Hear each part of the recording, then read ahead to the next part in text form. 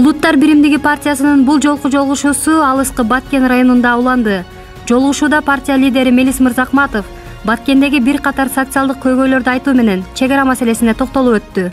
Бул региондагы өзүнө ылайык абдан көйгөйлүү проблемалар бар. Биринчи проблема бул чек ара проблемасы. Экинчи суу, турак жай, свет коюнчу адамга керектүү нерселердин баардыгы бул жерде башка региондорго салыштырмалуу абдан начар, төмөн. Быйыл Баткен коголамында биринчи сааттарда биздин партиялаштар активисттер болуп, биринчи сааттарда ушул жерге жетип келгенбиз. Жетекчилердин жанында отуруп, болгон аракетибизди жумшап, кеп кеңешибизди бердик. Мен ошондо көрдүм, жетекчилик областтык, райондук, шаардык такыр эч нерсеге даяр эмес экенин ошондо көрдүм. Андай коголам биздин команданын башынан өткөн тажрыйбабыз бар болчу. 2010 жылкы июнь коголамын жакшы билесиздер. Биз ушул жерге келип күн түндөгү ошол жергиликтүү бийликтин, жогорку бийликтин жеңилген жерде орун колдонуп жардамыбызды берип турдук.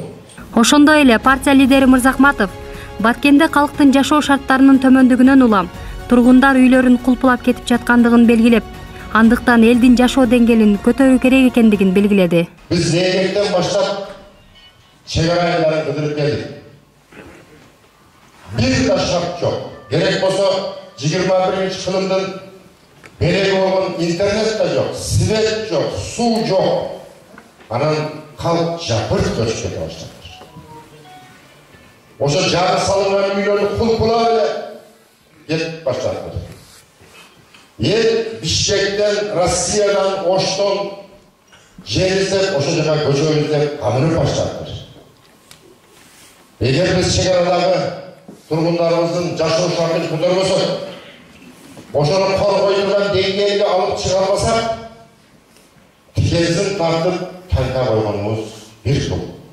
Ал арада Улуттар биримдиги партиясынан талапкер чек арачы Сайытжан Эратов эң биринчи кезекте чек ара маселесин чечүү керек экендигин айтып, чек ара тынч болсо, мамлекеттин да, элдин да тынчтыгы болорун баса белгиледи. Чек ара маселеси биз үчүн мындай пустой звук эмес да. Чек араны көрүп, билип, кое жатагына чейин билебиз Баткен областында. 12 жылда барбаган жер калбады, барбаган айыл калган эмес. Баардыгын билебиз. Чек ара маселесин кантип чечишти билебиз. Ошон үчүн мамлекеттик деңгээлде биздин программада улуттук коопсуздук маселеси биринчи орунда турат. Ошолордун ичинде чек ара коопсуздугу бар, чек ара маселелери бар. Биринчи орунда туруш керек. Чек аранын тынч, үйдүн тынч, чек аранын тынч, мамлекеттин тынч. Чек ара тынч болсо, кымбатчылык да боло берет. Чек ара тынч болбосо, экономиканы да эч ким керек эмес. Мындан сырткары Баткен чек арасына 12 жыл өмүрүн багыштаган Сайытжан Эратов Кыргызстан куралдуу күчтөрдү реформалоого муктаждыгын айтып, катылганга өзүнө жараша катыгын бере турган чек арачылар керектигин билдирди. Ошондуктан куралдуу күчтөрдү реформалоого биз муктажбыз. Мен өзүм үйдө жөн отурбай 3 жылда куралдуу күчтөрдү реформалоо боюнча концепцияны жазып койгонмун. Жетип ала турган эле болсо ошону реформалап, жок келсе өзүнө жараша жооп бере ала турган куралдуу күчтөрдү курушубуз керек. Жок келсе ошолорго жооп бере ала турган, катылганга өзүнө жараша катыгын бере турган чек арачыларыбыз керек.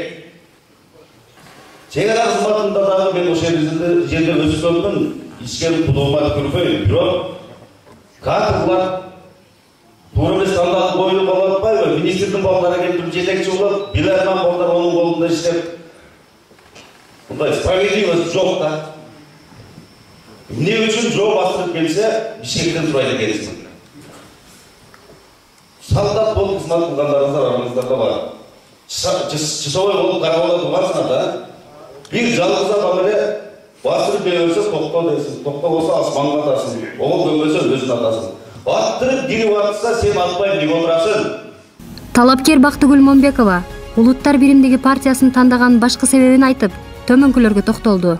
Улуттар биримдиги партиясын тандадым. Анткени бул жаратман инсан баштаган мыкты лидер жетектеген, андан сырткары куралдуу күчтөрдүн кызматкерлеринен турган, чек арачылардан турган Баткенге ким керек, чек арачылар керек. Ошондой партия менен баардыгы мен туура көрдүм. Мына ушундай жылуу маанай жолугушуудан кийин Улуттар биримдигинин Баткен районуна болгон сапары жыйынтыкталып, карапайым калк партияга ак жол каалап, батасын берип узатышты.